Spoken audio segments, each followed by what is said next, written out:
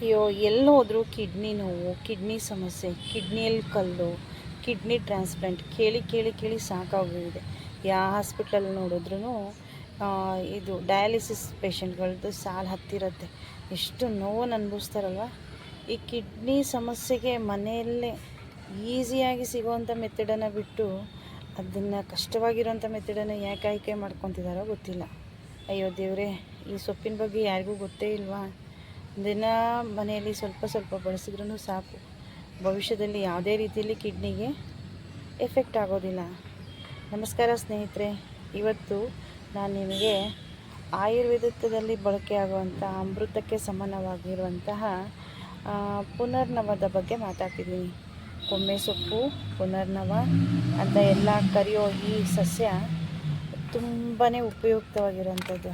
ನೋಡಿ ಫ್ರೆಂಡ್ಸ್, ಇದು ಈ ರೀತಿ ಗುಲಾಬಿ ಬಣ್ಣದ ಹೂಗಳನ್ನು ಬಿಟ್ಟಿರುತ್ತೆ. ನಾನು ಇದನ್ನು ಪಾಟಲ್ಲಿ ಸಾಕಿದ್ದೀನಿ, ಯಾಕಂದರೆ ಅವಶ್ಯಕತೆ ಅನ್ನೋದು ಮನುಷ್ಯನಿಗೆ ತುಂಬಾ ಇರುತ್ತೆ. ಇದನ್ನು ಬೆಳೆಸೋದು ತುಂಬಾ ಈಸಿ. ಇದನ್ನು ಮನೆಯಲ್ಲೂ ಒಂದು ಸ್ವಲ್ಪನಾದರೂ ಬಳಸ್ಕೊಬೇಕು. ಈ ಬೆಳೆಸಿರೋಂಥ ಸೊಪ್ಪಿಂದ ನಾವು ಒಂದು 5ರಿಂದ 10 ಎಲೆಯಿಂದ ಕಷಾಯ ಮಾಡಿಕೊಂಡ್ರೂ ಸಾಕು. ನಮಗೆ ಯಾವ ರೀತಿ ಮುಂದೆ ಕಿಡ್ನಿಗೆ ಆಗುವಂತಹ ಅನಾಹುತನ ತಪ್ಪಿಸ್ಬೋದು. ನಮಗೆ ಮೇನ್ ಆರ್ಗನ್ ಅದು. ಮನೇಲಿ ಹೇಗೆ ಕಸ ಗುಡಿಸಿ ಪರ್ಕೆ ಇಟ್ಕೊತೀವೋ ಹಾಗೆ ನಮ್ಮ ದೇಹದಲ್ಲಿ ಅದೇ ಕೆಲಸನ ಕಿಡ್ನಿ ಮಾಡುತ್ತೆ. ದೇಹನ ಸ್ವಚ್ಛಗೊಳಿಸುವಂಥ ಆರ್ಗನ್ನೇ ಹಾಳಾಗೋದ್ರೆ ನಾವು ಮುಂದೆ ಹೇಗೆ ಜೀವನ ಮಾಡಬೇಕು ಹೇಳಿ? ಅದಕ್ಕೆ ಚಿಕ್ಕ ಮಕ್ಕಳಿದ್ದಾಗಲಿಂದನೇ ಇದ್ರದ್ದು ಸೇವನೆನ ಮಾಡ್ತಾ ಹೋಗಬೇಕು. ಫ್ರೆಂಡ್ಸ್, ಇದ್ರ ಬಗ್ಗೆ ನಾನು ನಿಮಗೆ ಹೆಚ್ಚಿನ ಮಾಹಿತಿಯನ್ನು ಕೊಡ್ತೀನಿ. ಸಂಸ್ಕೃತದಲ್ಲಿ ಇದಕ್ಕೆ ಏನಂತ ಕರೀತಾರೆ ಅಂದರೆ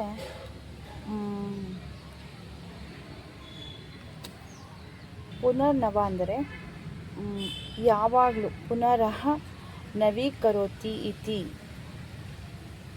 ಅಂತ ಇದಕ್ಕೆ ಒಂದು ಸುಂದರವಾದ ಪದನೇ ಇದೆ. ಯಾವಾಗಲೂ ಹೊಸದನ್ನು ಮಾಡ್ತಾ ಇರೋದು. ಸ್ವಲ್ಪ ಏನಾದರೂ ದೇಹದಲ್ಲಿ ವ್ಯತ್ಯಾಸ ಆದರೆ, ಜೀವಕೋಶಗಳಿಗೇನಾದರೂ ನೋವಾದರೆ ಅಂತಹ ಜೀವಕೋಶಗಳಿಗೆ ಮರುಜೀವವನ್ನು ಕೊಡುವಂಥ ಕೆಲಸವನ್ನು ಇದು ಮಾಡುತ್ತೆ. ಇದನ್ನು ಯಾವ ರೀತಿ ಬಳಸಬೇಕು, ಯಾವ ರೀತಿ ಗುರುತಿಸ್ಬೇಕು? ನಮ್ಮ ಸುತ್ತಮುತ್ತ ಎಲ್ಲಿ ಹೋದರೂ ಸಿಗುತ್ತೆ.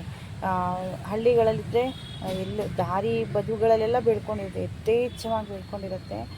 ಒಂದು ಸಣ್ಣ ಕಡ್ಡಿ ತಂದಾದರೂ ಒಂದು ಪಾಟಲ್ಲಿ ಇಟ್ಕೊಂಡು ಬೆಳೆಸ್ಕೊಬೋದು. ಇಲ್ಲ ಅಂದರೆ ತುಂಬ ಒಳ್ಳೆಯ ವಿಧಾನ ಅಂದರೆ ಒಣಗೋಗಿರೋವಂಥ ಬೀಜಗಳನ್ನು ಸಂಗ್ರಹಣೆ ಮಾಡಿಕೊಂಡು ತಂದಿಟ್ಕೊಂಡು ಇದನ್ನು ಬೆಳೆಸ್ಕೊಬೋದು. ಕಿಡ್ನಿ ಪೇಷಂಟ್ಗಳಿಗೆ ಇದು ವರದಾನ. ಇದರಲ್ಲಿ 2 ವಿಧ ಇದೆ. ಒಂದು ಬಿಳಿ ಪುನರ್ನವ, ಇನ್ನೊಂದು ಕೆಂಪು ಪುನರ್ನವ. ನನ್ನ ಹತ್ರ ಇರೋದು ಕೆಂಪು ಪುನರ್ನವ. ಅದರಲ್ಲಿ ಅದಷ್ಟೇ ಗುಣದ ಸೇಮ್ ಇಬ್ಬರಿಗೂ ಒಂದೇ ರೀತಿಯಾದಂಥ ಔಷಧಿಯ ಗುಣ ಇದೆ. ಇದು ಏನಂದರೆ ಮೂತ್ರದೋಷನ ನಿವಾರಣೆ ಮಾಡುತ್ತೆ. ಇಲ್ಲಿ ಹೆಂಗಸರಿಗಾಗಲಿ ಗಂಡಸರಿಗಾಗಲಿ ಯೂರಿನರಿ ಟ್ರ್ಯಾಕ್ ಅದರಲ್ಲಿ ಉರಿಯೂತ, ನಿತ್ಯ ಏನೋ ಮೂತ್ರ ವಿಸರ್ಜನೆ ಆಗೋದು, ಬಾಧೆ ಆಗೋದು, ಇದನ್ನೆಲ್ಲ ಇದ್ರ ಕಷಾಯನ ಮಾಡಿಕೊಡಿದ್ರೆ 3ರಿಂದ 4 ದಿನದಲ್ಲಿ ಅಂಥ ನೋವಿಂದ ನಾವು ಮುಕ್ತಿಯನ್ನು ಪಡ್ಕೊಬೋದು. ಆಮೇಲೆ ಕೆಲವೊಬ್ಬರಿಗಂತೂ ತುಂಬ ರೀತಿಯಲ್ಲಿ ಮುಖ, ಕೈ, ಕಾಲು ಎಲ್ಲ ಊತಾ ಇರೋದನ್ನು ನಾವು ನೋಡ್ತೀವಿ ಫ್ರೆಂಡ್ಸ್. ಸಮಾಜದಲ್ಲಿ ಎಷ್ಟೋ ಜನ ಎಷ್ಟೋ ರೀತಿ ಕಾಯಿಲೆಯಿಂದ ಅನುಭವಿಸ್ತಾ ಇದ್ದಾರೆ. ಈ ಕೈ ಕಾಲು ಮುಖ ಊದೋದಕ್ಕೆ ಕಾರಣ ಏನಂದರೆ, ನಮ್ಮ ದೇಹದಿಂದ ಹೊರಗಡೆ ಹೋಗಬೇಕಾಗಿರೋಂಥ ನೀರು ಹೊರಗಡೆ ಹೋಗಿರಲ್ಲ. ಅದು ಅಲ್ಲಿ ಸ್ಟಾಕ್ ಆಗಿ ನಿಂತಾಗ ಆ ಥರ ಕಣ್ಣು ಕೆಳಗಡೆ, ಮುಖ, ಗಲ್ಲ, ಕತ್ತು, ಕೈ, ಕಾಲು ಎಲ್ಲ ಕಡೆ ಊತಾ ಇರುತ್ತೆ. ಶುಗರ್ ಇದ್ದವರಿಗಂತೂ ಇದು ತುಂಬ ರೀತಿ ಕಾಡಿಸ್ತಾ ಇರುತ್ತೆ. ಅಂಥ ಸಮಯದಲ್ಲಿ ನಾವು ಇದನ್ನು ನಾವೇನೂ ಅಲ್ಲ, ಔಷಧಿ ಅಲ್ಲ, ಆಹಾರ ರೂಪದಲ್ಲೇ ತೊಗೊಬೋದು. ಹೆಂಗಂದರೆ ಇದನ್ನು ಎಲೆಗಳನ್ನು ಬಿಡಿಸ್ಕೊಂಡು ಸಾಂಬಾರಲ್ಲಿ ಅಥವಾ ಚಟ್ನಿ ಹುರಿದ್ಬಿಟ್ಟು ಚಟ್ನಿ ಮಾಡಿಕೊಂಡು ತಿಂದರೆ ಅದು ತನ್ನಷ್ಟಕ್ಕೆ ತಾನೇ ಗೊತ್ತಿಲ್ಲದಂಗೆ ಆ ಥರ ಇದು ಮಾಯ ಆಗ್ತಾ ಹೋಗುತ್ತೆ. ನೀರಿನ ಅಂಶ ಕಡಿಮೆ ಆಗ್ತಾ ಹೋಗುತ್ತೆ. ಇದು ಲೀವರ್ಗೆ ರಕ್ಷಕ. ಲೀವರನ್ನು ಸಂಪೂರ್ಣವಾಗಿ ರಕ್ಷಣೆ ಮಾಡುವಂತಹ ಔಷಧಿಯ ಗುಣ ಇದರಲ್ಲಿದೆ. ಇದನ್ನು ನಾವು ಫ್ಯಾಟಿ ಲಿವರಲ್ಲಿ ಹೆಚ್ಚಾಗಿ ಇದನ್ನು ಬಳಸ್ಬೋದು. ಈಗಿನ ಕಾಲದಲ್ಲಿ ಯಾವ ರಿಪೋರ್ಟಲ್ಲಿ ನೋಡಿದ್ರು ಫ್ಯಾಟಿ ಲಿವರ್ ಇದೆ. ಅದಕ್ಕೆ ಉತ್ತರ ಏನು ಗೊತ್ತಿಲ್ಲ. ಕೊಡೋ ಮೆಡಿಸನ್ನು ವರ್ಕ್ ಆದರೆ ಆಗ್ಬೋದು, ಇಲ್ಲ ಅಂದರೆ ಇಲ್ಲ. ಈ ಫ್ಯಾಟಿ ಲಿವರಿಂದ ಮುಕ್ತಿ ಪಡಿಬೇಕಂದ್ರೆ ಈ ಸೊಪ್ಪನ್ನು ಹೆಚ್ಚಿಗಾಗಿ ಬಳಸ್ಕೊಬೇಕು. ಇದರಲ್ಲಿ ಫ್ಯಾಟಿ ಲಿವರಲ್ಲಿರುವಂಥ ವಿಷ ಅಂಶಗಳನ್ನು ಕಡಿಮೆ ಮಾಡುವಂಥ ಗುಣ ಇದೆ. ಹಾಗಾಗಿ ಇದು ಫ್ಯಾಟಿ ಲಿವರಿಗೂ ಆಪದ್ಬಾಂಧವ. ನಂತರ ಸಿಗೋದು ಶುಗರ್ ಕಂಟ್ರೋಲ್ ಇದ್ದಾಗ ವೆಯ್ಟ್ ಗೇನ್ ಆಗುತ್ತೆ ಆಟೋಮೆಟಿಕ್ಕಾಗಿ, ಇಲ್ಲ ವೆಯ್ಟ್ ಲಾಸ್ ಆಗುತ್ತೆ. ಈ ರೀತಿ ಆಗುವಂಥ ವ್ಯತ್ಯಾಸಗಳನ್ನು ನಾವು ವಾರದಲ್ಲಿ 1-2 ಸಲ ಈ ಸೊಪ್ಪನ್ನು ತಿಂತಾ ಹೋದರೆ ನಮಗೆ ಅದರಿಂದನೂ ಕೂಡ ಹೆಲ್ಪ್ ಸಿಗ್ತಾ ಹೋಗುತ್ತೆ. ಶುಗರ್ ಕಂಟ್ರೋಲಲ್ಲಿ ಇರುತ್ತೆ ಫ್ರೆಂಡ್ಸ್. ಎಷ್ಟೋ ಸಾಹಿತ್ಯ ಇದೆ ಇದ್ರ ಬಗ್ಗೆ, ಓದಿದಾಗ ಗೊತ್ತಾಗುತ್ತೆ. ನಮ್ಮ ಹಿರಿಯರು ಇದ್ರ ಬಗ್ಗೆ ತಿಳ್ಕೊಂಡಿದ್ದಾರೆ.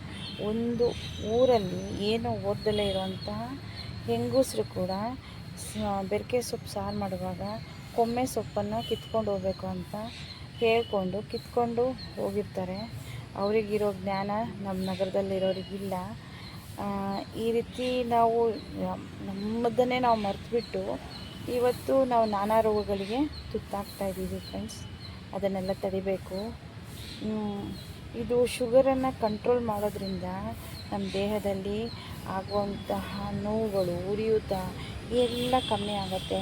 ಇದು ನ್ಯೂರೋಪತಿ ಆಗಿಬಿಟ್ರೆ ಅಂತೂ ತುಂಬಾ ಕೈ ಕಾಲೆಲ್ಲ ಸೆಳ್ತಾ ಇರುತ್ತೆ, ನರನಾಡಿಗಳೆಲ್ಲ ನೋಯ್ತಾ ಇರುತ್ತೆ.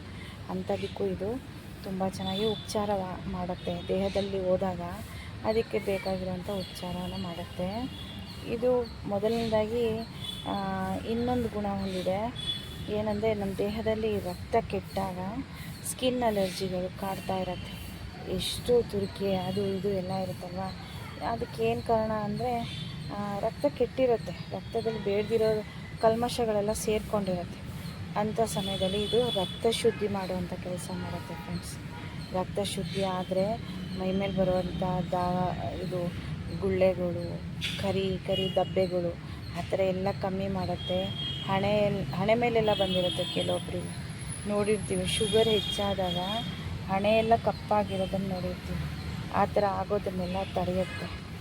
ಆಮೇಲೆ ಇದನ್ನು ನಾವು ಕೆಲವೊಮ್ಮೆ ಆಯುರ್ವೇದಿಕ್ ಪಂಡಿತರಿಂದ, ಡಾಕ್ಟರ್ಗಳಿಂದ ಕೇಳಿ ಪಡಿಬೋದು. ಇದನ್ನು ಹೆಚ್ಚಾಗಿ ಯಾರು ಪ್ರಿಸ್ಕ್ರಿಪ್ಷನಲ್ಲಿ ನಮಗೆ ಬೇರೆಯವರು ಯಾರು ಹೇಳೋದಿಲ್ಲ.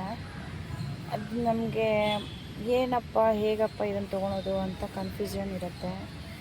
ಸೊ ಇದನ್ನು ಆ ಥರ ಎಲ್ಲ ಏನೂ ಮನಸ್ಸಲ್ಲಿ ಇಟ್ಕೊಂಡಲೇ ಅವುಗಳನ್ನೆಲ್ಲ ಬದಿಗೊತ್ತಿ ನಾವು ದಿನ ಊಟ ಮಾಡ್ತೀವಲ್ವ. ಏನೇ ಕಾಯಿಲೆ ಇದ್ದರೂ ನಾವು ಊಟ ಮಾಡ್ತೀವಿ. ಆ ಊಟದಲ್ಲೇ ಇದ್ದವುಗಳನ್ನೆಲ್ಲ ಬಳಸ್ಕೊಂಡ್ರೆ ನಮಗೆ ಮೆಡಿಸನ್ ಜೊತೆಗೆ ಇದು ಕೂಡ ವರ್ಕ್ ಆದಾಗ ಪಥ್ಯ ಕರೆಕ್ಟಾಗಿ ಆಗುತ್ತೆ. ಉಪ್ಪು ಮತ್ತು ಎಣ್ಣೆ ಇವುಗಳನ್ನೆಲ್ಲ ಕಂಟ್ರೋಲ್ ಮಾಡಿಬಿಟ್ರೆ ನಮ್ಮ ಪಥ್ಯದ ಜೀವನ ಕಾಯಿಲೆಯಿಂದ ಮುಕ್ತಿಯನ್ನು ಕೊಡಿಸುತ್ತೆ. ಯಾವ ಡಾಕ್ಟ್ರೂ ಹೇಳೋದಿಲ್ಲ ಫ್ರೆಂಡ್ಸ್ ಪಥ್ಯ ಮಾಡಿ ಅಂತ. ಆದರೆ ಆಯುರ್ವೇದಿಕ ಮತ್ತು ಪಂಡಿತರು, ಹಳೆ ಕಾಲದ ಪಂಡಿತರು ಮಾತ್ರ ಹೇಳ್ತಾರೆ ಪಥ್ಯ ಮಾಡಿರಿ, ಉಪ್ಪು ಹುಳಿ ಖಾರನ ಕಮ್ಮಿ ಮಾಡಿರಿ ಅಂತ ಒಳ್ಳೆ ರೀತಿ ಹೇಳ್ತಾರೆ. ಆದರೆ ನೀವು ಅಲೋಪತಿ ಡಾಕ್ಟ್ರ್ ಪರವಾಗಿಲ್ಲ ಎಲ್ಲ ತಿನ್ನಿ ಅಂತ ಈ ಥರ ಮಾಡಿದ್ರೆ ರೋಗಿಗಳಿಗೆ ನಿಜವಾಗ್ಲೂ ಕನ್ಫ್ಯೂಷನ್ ಆಗುತ್ತೆ. ಪಥ್ಯ ನಮ್ಮ ಹಿಂದಿನ ಕಾಲದಿಂದಲೂ ಬಂದಿರೋವಂಥ ಒಂದು ಆಹಾರ ಪದ್ಧತಿಯ ನಿಯಂತ್ರಣ ಪದ್ಧತಿ. ಅದು ಆಹಾರನ ಹೆಂಗೆ ಬೇಕೋ ಹಂಗೆ ತಿನ್ನೋದಲ್ಲ. ನಾವು ಡಸ್ಟ್ಬಿನ್ ಆಗೋದು ಬೇಡ. ನಾವು ಶುದ್ಧವಾಗಿರುವಂತಹ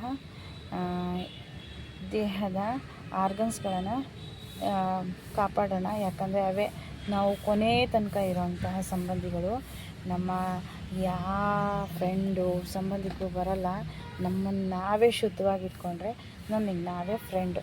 ಅದ್ರ ಬದಲು ನಾವು ಕಾಯಿಲೆ ಬಂದು ಡಾಕ್ಟ್ರುಗಳನ್ನು ಮತ್ತು ಸಮಾಜದ ಇತರೆ ಜನಗಳನ್ನು ದೂಷಿಸೋಕ್ಕಿಂತ ನಾವೇ ಸ್ವತಃ ಆಹಾರ ಪದ್ಧತಿಯನ್ನೇ ಬದಲಾಯಿಸ್ಬಿಟ್ರೆ ಅದಕ್ಕಿರೋಂತಹ ಇದು ನಮ್ಮ ದೇಹಕ್ಕೆ ನಾವು ಸ್ವಲ್ಪ ರೆಸ್ಟ್ ಕೊಟ್ಟಂಗೆ. ನಮ್ಮ ದೇಹಕ್ಕಾದರೆ ನಾವು ವಾರಕ್ಕೊಮ್ಮೆ ರೆಸ್ಟ್ ಬೇಕು ಅಂತೀವಿ. ಇಡೀ 24 ಗಂಟೆ ಕೆಲಸ ಮಾಡುತ್ತೆ, 365 ದಿನವೂ ಕೆಲಸ ಮಾಡುತ್ತೆ ಫ್ರೆಂಡ್ಸ್. ಇಂಥ ಆರ್ಗನ್ಗಳಿಗೆ ನಾವು ಸ್ವಲ್ಪನಾದರೂ ರೆಸ್ಟ್ ಕೊಡಬೇಕು. ಸ್ವಲ್ಪನಾದರೂ ಆರೈಕೆಯ ದೃಷ್ಟಿಯಿಂದ ಅವುಗಳ ಕಾಲದ ತಕ್ಕಂಗೆ ಅವುಗಳ ಆರೈಕೆಯ ದೃಷ್ಟಿಯಿಂದ ನಾವು ಇಂತಹ ಮಾರ್ಗಗಳನ್ನು ಅನುಸರಿಸಬೇಕು. ಉಪ್ಪು, ಹುಳಿ, ಖಾರ ಪ್ಲಸ್ ಎಣ್ಣೆ, ಸಕ್ಕರೆ ಇವುಗಳನ್ನು ದೂರ ಇಡೋಣ. ದೂರ ಇಡೋಕ್ಕಿಂತ ಅವುಗಳ ಬಳಕೆಯೇ ಕಮ್ಮಿ ಮಾಡಿಬಿಟ್ರೆ ನಮ್ಮ ಆರ್ಗನ್ಗಳಿಗೆ ಅವುಗಳನ್ನ ಪಚನ ಮಾಡಿ ಅದನ್ನು ಜೀರ್ಣ ಮಾಡಿ ಹೊರಗೆ ಹಾಕುವಂಥ ಅತೀ ಒತ್ತಡದ ಕೆಲಸದಿಂದ ಮುಕ್ತಿ ಸಿಗತ್ತೆ ಫ್ರೆಂಡ್ಸ್. ಹಾಗಾಗಿ ಈ ಸೊಪ್ಪುಗಳು ನಮಗೆ ವರದಾನ ಆಗಿದೆ. ಅದರಲ್ಲೂ ತುಂಬ ಜನ ಕಿಡ್ನಿ ಪೇಷಂಟ್ಗಳ ನರಳಾಟ ಇದೆಯಲ್ಲ, ಅದು ನರಕಕ್ಕೆ ಸಮಾನ ಫ್ರೆಂಡ್ಸ್. ಇದು ನಮಗೆ ಪ್ರಕೃತಿ ಕೊಟ್ಟಿರುವಂಥ ವರದಾನ. ಇವನ್ನ ನಾವು ಬಳಕೆಯಿಂದ ನಮಗೆ ಯಾವ ರೀತಿ ಸೈಡ್ ಎಫೆಕ್ಟ್ ಆಗೋಲ್ಲ. ಇದನ್ನು ಯಾವ ರೀತಿ ಒಂದು ಪಾಟಲ್ಲಿ ಬೆಳ್ಕೊಬೋದು ಅನ್ನೋದನ್ನು ನಾನು ನಿಮಗೆ ತೋರಿಸಿದ್ದೀನಿ. ನಾನು ಹಿಂದಿನ ವಿಡಿಯೋದಲ್ಲಿ ಬೀಜಗಳ ಸಂಗ್ರಹಣೆ ಮಾಡಿಬಿಟ್ಟು ಹಾಕಿರೋಂಥದ್ದನ್ನು ತೋರಿಸಿದ್ದೆ. ಅವುಗಳನ್ನು ಕೂಡ ನೋಡಿ. ನನ್ನ ಈ ವಿಡಿಯೋ ನಿಮಗೆ ಇಷ್ಟ ಆದರೆ ಲೈಕ್ ಮಾಡಿ, ಶೇರ್ ಮಾಡಿ ಮತ್ತು ಸಬ್ಸ್ಕ್ರೈಬ್ ಮಾಡಿ ಫ್ರೆಂಡ್ಸ್. ನಿಮ್ಮ ಒಂದು ಸಬ್ಸ್ಕ್ರೈಬಿಂದ ನನಗೆ ಒಂದು ಎನ್ಕರೇಜ್ ಸಿಗುತ್ತೆ. ನನಗೆ ಇನ್ನು ಕೇವಲ 2 ಸಬ್ಸ್ಕ್ರೈಬರ್ಸ್ ಆದರೆ ನಾನು ಲೈವಲ್ಲಿ ಬರ್ಬೋದು. ನಾನು ಸಾಕಷ್ಟು ಆಯುರ್ವೇದಿಕ ಗಿಡಗಳನ್ನು ಮನೆಗೆ ಉಪಯೋಗ ಆಗುವಂಥದ್ದು, ಅಡುಗೆಗೆ ಉಪಯೋಗ ಮಾಡ್ಬೋದಾಗಿರೋಂತಹ ಸಸ್ಯಗಳನ್ನು ಬೆಳೆಸ್ಕೊಂಡಿದ್ದೀನಿ. ಅವುಗಳ ಜೊತೆ ನಾನು ನಿಮಗೆ ಲೈವ್ ಆಗಿ ಬಂದು ತೋರಿಸ್ತೀನಿ. ದಯವಿಟ್ಟು ನನಗೆ ಸಬ್ಸ್ಕ್ರೈಬ್ ಮಾಡಿ ಫ್ರೆಂಡ್ಸ್. Thank you. ನನ್ನ ಈ ವಿಡಿಯೋ ನಿಮಗೆ ಉಪಯುಕ್ತ ಮಾಹಿತಿ ಕೊಟ್ಟಿದೆ ಅಂದರೆ ಅದಕ್ಕೆ ನಾನು ಧನ್ಯವಾದನ ಹೇಳ್ತೀನಿ. ನನಗೆ ಸಿಕ್ಕಂಥ ಜ್ಞಾನವನ್ನು ನಿಮ್ಮ ಜೊತೆ ಹಂಚ್ಕೋತಿದ್ದೀನಿ. ದಯವಿಟ್ಟು ನನ್ನ ಈ ವಿಡಿಯೋಗೆ ಸಬ್ಸ್ಕ್ರೈಬ್ ಮಾಡಿ ಫ್ರೆಂಡ್ಸ್.